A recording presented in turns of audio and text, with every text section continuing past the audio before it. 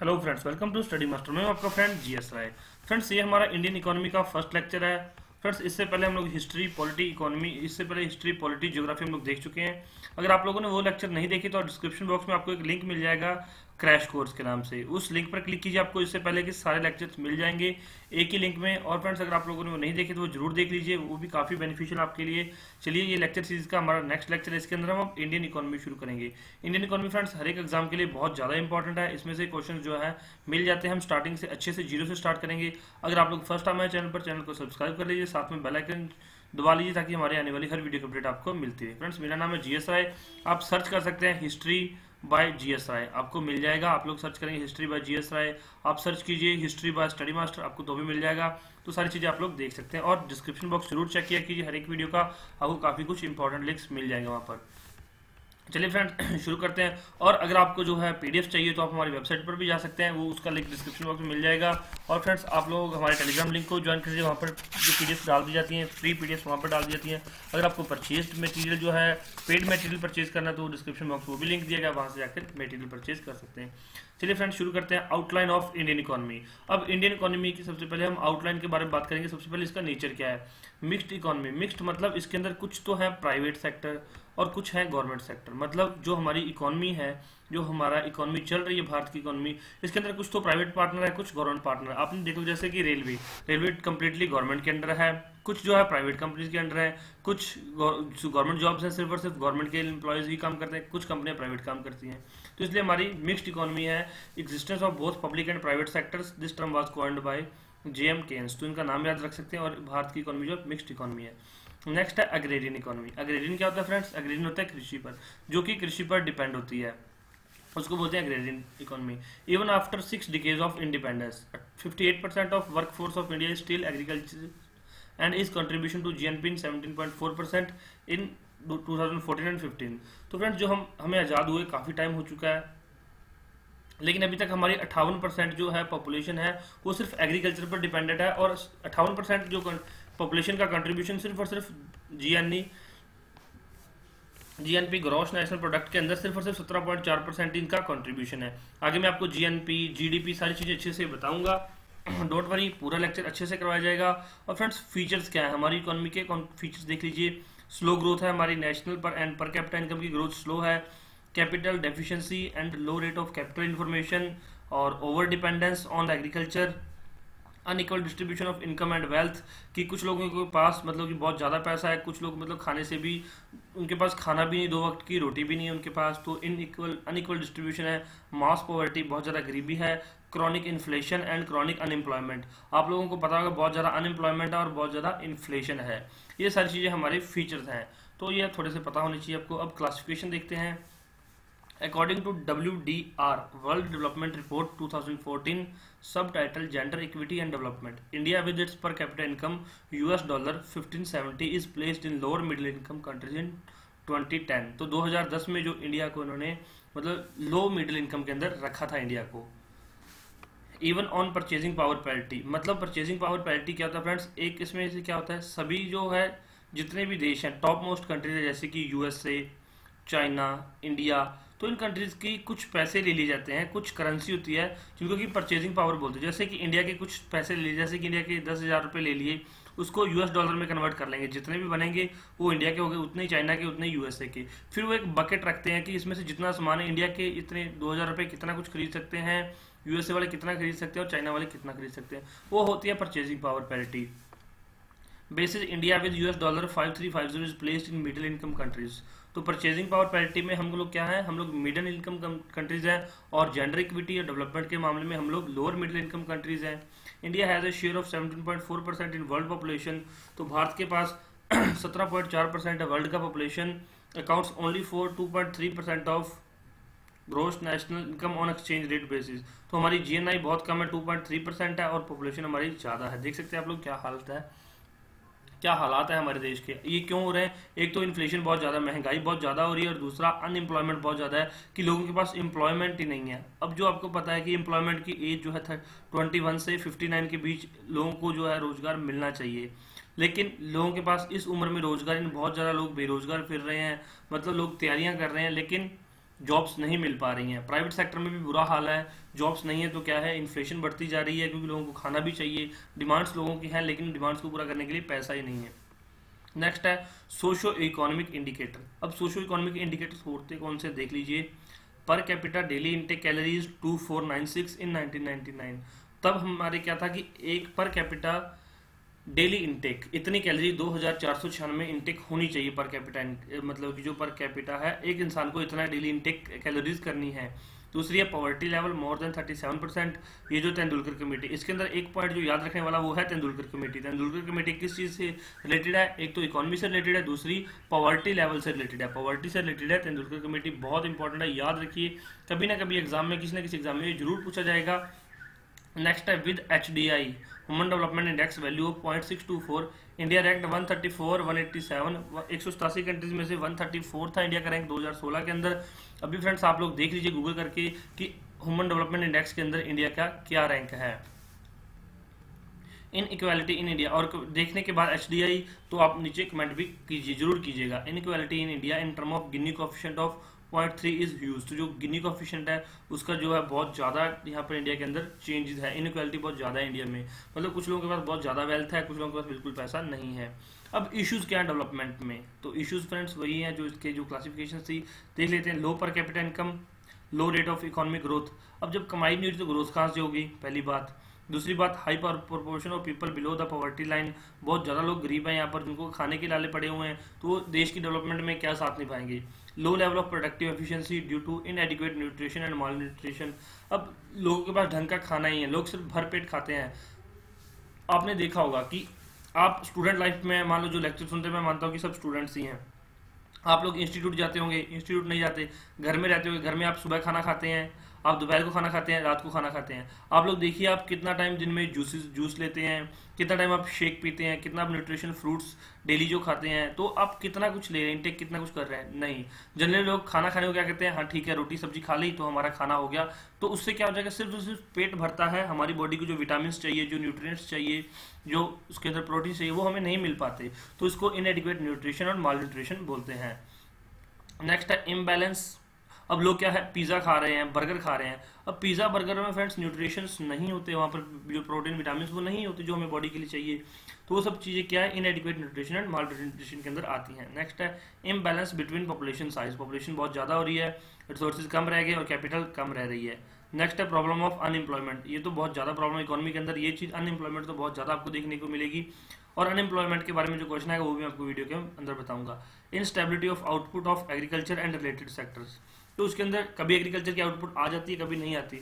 अब देखो एक किसान है, वो अपने खेत में काम करता है, हल चला रहा है, पूरा काम कर रहा है, लेकिन जब उसकी प्रोडक्शन होने वाली होती है तब वहाँ पर बारिश हो जाती है और स्नोफॉल हो जाती है, ओले पड़ जाते हैं, तो क्या उसकी प्रोडक्शन जो है बिल्कुल लो हो जाती है, उसकी जो प्रोडक्शन होनी चाहिए वो नहीं हो पाती, तो इसका मतलब इनस्टेबिलिटी है उसकी आउटपुट पे, आउटपुट नहीं आ पाती, या फिर और कई सेक्टर है जिसमें कभी मंदी की मार हो जाती है, तो उसकी वजह से भी जो डेवलपमेंट में प्रॉब्लम आती है। नेक्स्ट है imbalance between heavy industry and wage goods. Heavy industry में इम्बैलेंस है, imbalance in distribution and growing inequalities, तो इम्बैलेंस ही बहुत ज़्यादा है, इसलिए हमारी इकोनॉमी डगमगा रही है। चलिए आने वाले टाइम में देखेंगे सारी चीज़ें, अभी हम करते हैं प्लानिंग इन इंडिया। तो फ्रेंड्स प्लानिंग की शुरुआत कहाँ हुई, प्लानिंग होता क्या है फ्रेंड्स, किसी भी चीज़ को एक स्ट्रक्चर फॉर्म में यूज़ करना, स्ट्रक्चर फॉर्म में चेंज करना प्लानिंग होता है। अब इंडियन इकोनॉमी किस तरह से शुरू करनी थी, किस तरह से हमने विकास करना था, किस तरह से हमने डेवलपमेंट करनी थी, जितने हमारे पास सोर्सेज उनका हमने मैक्सिमम यूटिलाइजेशन कैसे करना था, ये सारा काम किसके पास था, प्लानिंग कमीशन के पास, जो प्लानिंग इन इंडिया थी। पहले प्लानिंग कमीशन बिना, अब ये रिप्लेस कर दिया गया, अब नीति आयोग आ गया, इसके बारे में सारी चीज़ें डिटेल से बताऊंगा आपको। सबसे पहले हिस्टोरिकल माइलस्टोन पढ़ लेते हैं कि हिस्ट्री में क्या क्या हुआ। सबसे पहले प्लान्ड इकोनॉमी ऑफ इंडिया, ये 1934 में एम विश्ववराया जी ने एक बुक लिखी थी, उसमें सबसे पहले प्लान्ड इकोनॉमी के बारे में बात की गई थी, तो याद रखिए 1934 के अंदर सबसे पहले बात हुई थी प्लान्ड इकोनॉमी की। उसके बाद है नेशनल प्लानिंग कमेटी NPC, बहुत इंपॉर्टेंट है, कई बार एग्जाम के अंदर आया हुआ है, जवाहरलाल नेहरू जी के द्वारा बनाई गई थी, 1938 में गठित की गई थी नेशनल प्लानिंग कमेटी। उसके बाद आया फ्रेंड्स बॉम्बे प्लान 1944, और नेक्स्ट आया फ्रेंड्स बॉम्बे प्लान, ये कुछ जो टॉप मोस्ट बिजनेसमैन थे उनका था बॉम्बे प्लान। नेक्स्ट था गांधी प्लान 1944, SN अग्रवाल जी द्वारा बनाया गया था। जैसे गांधी जी ने प्लान बनाया था कि हम अपना काम कर सकते हैं, जो मतलब कि जो बेसिक इंडस्ट्रीज हैं, घरों से इंडस्ट्री ऑपरेट हो सकती हैं, वो चला सकते हैं। तो वो गैंजिन प्लान के अंदर था, वो भी 1944 के अंदर आया। बॉम्बे प्लान 1944 में आया था। People's plan 1945 M.N.. रॉय द्वारा जी करवाया गया था। और जो लोग यूपीएससी की तैयारी कर रहे हैं फ्रेंड्स, उनके लिए अलग से सारी चीज़ें आपको एक एक चीज़ पर मैंने अलग से इकोनॉमी के लेक्चर बनाए हुए हैं, नीचे जो डिस्क्रिप्शन बॉक्स में आपको मिल जाएगा। इकोनॉमी वो अच्छे से उनको जो क्लियर किया गया, सारी चीज़ों के प्लान्स को अच्छे से क्लियर किया गया, वो आपको डिस्क्रिप्शन बॉक्स में मिल जाएगा एक एक चीज़। ये फ्रेंड्स जो क्रैश कोर्स है आपको क्विक रिवीजन के लिए है कि आपको सारी चीज़ें इकट्ठी जल्दी याद हो जाएं, तो इस वजह से ये क्रैश कोर्स बनाया गया है।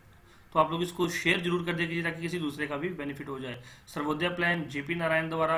और नेक्स्ट है प्लानिंग कमीशन, 1950 में सेटअप किया गया था under the chairmanship of Pandit Jawaharlal Nehru. Gulzarilal Nanda was the first deputy chairman. तो गुलजारीलाल नंदा के बारे में याद रखिए, 1950 में प्लानिंग कमीशन सेटअप किया गया था, तो डेट याद रख लीजिए। और जो पहले चेयरमैन थे वो थे पंडित जवाहरलाल नेहरू। नेक्स्ट है economic planning in is mentioned in the concurrent list. जो इकोनॉमिक प्लानिंग है वो कॉन्करेंट लिस्ट में ये मेंशन्ड है। आपको पता है एक स्टेट लिस्ट होती है, एक सेंट्रल लिस्ट होती है, और एक कॉन्करेंट लिस्ट होती है जिसमें कि दोनों चीज़ें शामिल होती हैं। Of 7th schedule of Indian constitution and bodies objectives of directive principle state policies. तो फ्रेंड्स जिसको डीपीएसपीज के बारे में नहीं पता वो पॉलिटिकल लेक्चर देख लीजिए, वो मैं पहले करवा चुका हूँ। पॉलिटिकल लेक्चर कंप्लीट पॉलिटी की रिवीजन हो चुकी है, आप लोग वो भी देख सकते हैं। और शेड्यूल्स के बारे में नहीं पता तो पॉलिटिकल लेक्चर जरूर देखिए। अब फ्रेंड्स करते हैं जो 5 ईयर प्लान्स आए थे, प्लानिंग कमीशन आया उसके बाद 5 ईयर प्लान्स शुरू हो गए थे। और 5 ईयर प्लान से क्या बेनिफिट हुआ, कितना हमने टारगेट रखा, क्या हमने अचीव किया। तो पहले हम प्लान देखेंगे, उसमें प्लान के अंदर क्या क्या था, ग्रोथ रेट क्या रही, टारगेट क्या था और अचीव क्या किया। थोड़ा सा आपको पता होना चाहिए, ओवरव्यू पता होना चाहिए, रट्टा मारने की जरूरत नहीं है, क्योंकि रट्टा मारी चीज़ें कभी कभी याद रहती हैं, हर बार याद नहीं रहती। तो पहला प्लान कब हुआ था जरूर याद रखिए, 1951 से 1956 तक, बेस्ड ऑन हार्मर्ड डोमार मॉडल। तो नाम याद रख लीजिए, Harold Domar model. 1/3 of total expenditure kept aside for agriculture development. तो जितना एक्सपेंडिचर था उसका 1/3 एक साइड रख दिया गया था, किस लिए, एग्रीकल्चर डेवलपमेंट के लिए। टारगेट रखा था 2.1% का, अचीव किया 3.6%। तो मतलब जो पहला प्लान सक्सेसफुल रहा। सेकंड प्लान जिसको कि महालनोबिस प्लान भी कहते हैं, बहुत इंपॉर्टेंट है, इसमें से कई बार क्वेश्चन आए हुए हैं। Its objective was rapid industrialisation की इंडस्ट्रियलाइजेशन को बढ़ाना। 3 big industries were established at Bhilai USSR की हेल्प के से, दुर्गापुर यूनाइटेड किंगडम की हेल्प से, और राउरकेला वेस्ट जर्मनी की हेल्प से। फ्रेंड्स अगर आपको जानना है कि भिलाई के अंदर कौन सी इंडस्ट्री लगाई है, दुर्गापुर के अंदर कौन सी इंडस्ट्री लगाई है, तो आप हमारे ज्योग्राफी के लेक्चर देखिए, उसमें मैंने सारी चीज़ें एक एक चीज़ डिटेल से कवर की गई है। नहीं देखिए अभी तक तो वो देख लीजिए, देखे हो तो फिर आपको पता होगा। राउरकेला वेस्ट जर्मनी की हेल्प से यहाँ पर लगाई गई है। तो इनमें से क्वेश्चन बन जाता है कि दुर्गापुर इंडस्ट्री है किसकी हेल्प से लगाई गई थी, भिलाई इंडस्ट्री किसकी हेल्प से लगाई गई थी, यूएसएसआर की, राउरकेला वेस्ट जर्मनी की हेल्प से लगाई गई थी। लेकिन राउरकेला में किस चीज़ की इंडस्ट्री है, आप वो लेक्चर देखेंगे तो आपको पता चल जाएगा। नेक्स्ट है locomotive factory at Chittaranjan and coach factory at Perambur were established. तो इसमें जो टारगेट थे 4.5% लेके चले गए थे, लेकिन जो अचीव हुआ वो 4.1% था। तो ये प्लान ऑलमोस्ट सक्सेसफुल ही था, मतलब फेल नहीं हुआ। थर्ड प्लान है, तो इसका याद रखिए 56 से 61 तक है। थर्ड प्लान है 61 से 66। Self reliant and self generating economy was the goal. Indian economy entered the take off stage, continuous emphasis on heavy industry and basic industry. This plan is also called Gadgil योजना। तो गैडगिल योजना के बारे में कई बार question आ जाता है कि गैडगिल योजना कौन से प्लान में है, थर्ड प्लान में, या फिर गैडगिल योजना का टाइम पीरियड क्या है, 1961 से 66। इसकी जो ग्रोथ रेट थी वो 5.6 थी, लेकिन जो टारगेट था वो 5.6 था, और जो अचीवमेंट थी वो 2.8 थी, मतलब 50% ही अचीवमेंट हुई। तो गैडगिल योजना याद रखनी है। इस योजना के अंदर ही जो हैवी इंडस्ट्री को बढ़ावा देने की बात की गई थी और जो बेसिक इंडस्ट्री को बढ़ावा देने की बात की गई थी, लेकिन ये इतना सक्सेसफुल नहीं था, ये सिर्फ और सिर्फ 50% ही आउटपुट दे सका। Sorry friends. Subscribe study master for all updates, ताकि आपको हमारी आने वाली हर वीडियो की अपडेट मिलती रहे, आपको कोई भी लेक्चर मिस ना हो। चलिए नेक्स्ट है, उसके बाद हुआ प्लान हॉलीडे। थर्ड प्लान के बाद प्लान हॉलीडे हो गया था 1966 से 69 तक, 3 साल। एंड 3 एनुअल प्लान्स, जो 3 एनुअल प्लान्स वहाँ पर बनाए गए थे, were formulated on account of Indo Pak conflict. तो इंडो पाक कन्फ्लिक्ट हो गया तो क्या हुआ कि हम तब प्लान नहीं बना सकते थे, क्योंकि प्लान के लिए आपको पता है पैसा अलग से निकाल के रखना पड़ता है। तो हमने क्या किया कि कुछ एनुअल प्लान्स बना लिए। 2 successive year of drought, devaluation, currency by 36% and general rise in prices. तो इंडो पाक के साथ जो वॉर हो गई थी उस टाइम पे, और साथ में क्या हुआ, ड्रॉट पड़ने लग गया, तो हमारा ध्यान क्या था, प्लान हॉलीडे पे चला गया, हम प्लान सक्सेसफुल नहीं अचीव कर पाए थे। चलिए फिर था फोर्थ प्लान 1969 से 74 तक, growth with stability and progressive achievement of self reliance, growth with justice and गरीबी हटाओ were the main objective of this plan. तो जो गरीबी हटाओ था वो फोर्थ प्लान के अंदर था, बहुत इंपॉर्टेंट है, ये याद रखिए। गरीबी हटाओ were the main objective of this plan, और इसका जो टारगेट था 5.7% था, अचीवमेंट 3.3% थी, याद रख लीजिए। और फिफ्थ प्लान था 74 से 79 तक। डीपी धार फॉर्मुलेटेड इट, उन्होंने बनाया था removal of poverty and attainment of self reliance. आपसे क्या पूछा जाएगा, removal of property and attainment of self reliance, तो ये कौन से प्लान के अंदर इसकी बात की गई थी, तो आपको पता होना चाहिए फिफ्थ प्लान। और फिफ्थ प्लान कब आया था, 74 से 79 तक। टारगेट 4.4% और अचीवमेंट 4.8%, मतलब ये सक्सेसफुल रहा। और उसके बाद जनता पार्टी रोलिंग प्लान आ गया था, जनता पार्टी पावर में आ गई और उन्होंने फिफ्थ प्लान को बीच में ही रोक दिया था, एक साल पहले ही, before in 1978 and formulated the sixth plan 78 to 83।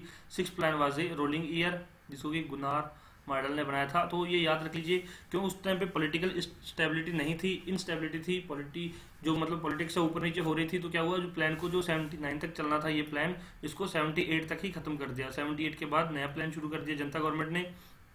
जो फिर सिक्स प्लान था वो 80 से 85 तक बनाया गया। Removal of poverty through strengthening of infrastructure for both agriculture and industry.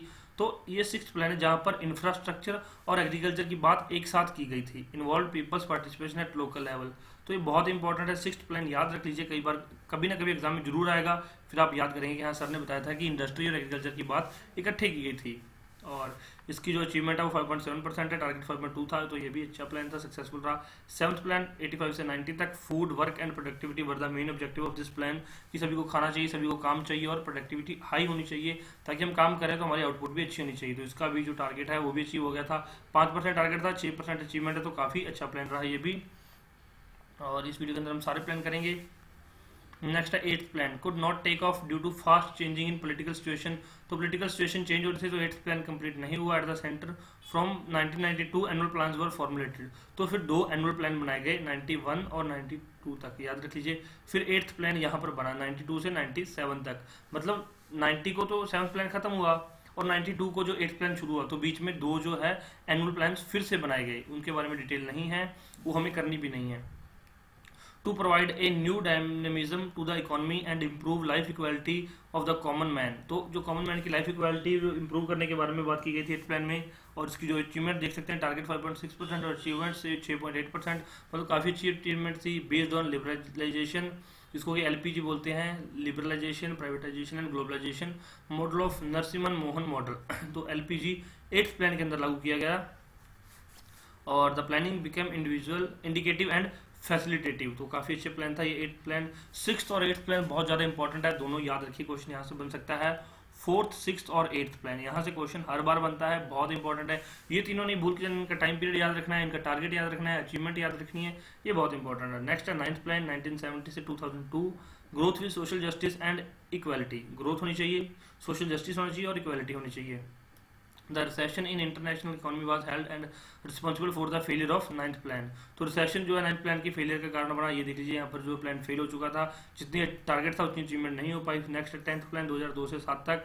It is targeted at GDP growth rate of 8% per annum, इतना इसका टारगेट रखा गया था। The plan get certain equity related socio and monitorable target with the aim to achieve overall well being of individuals.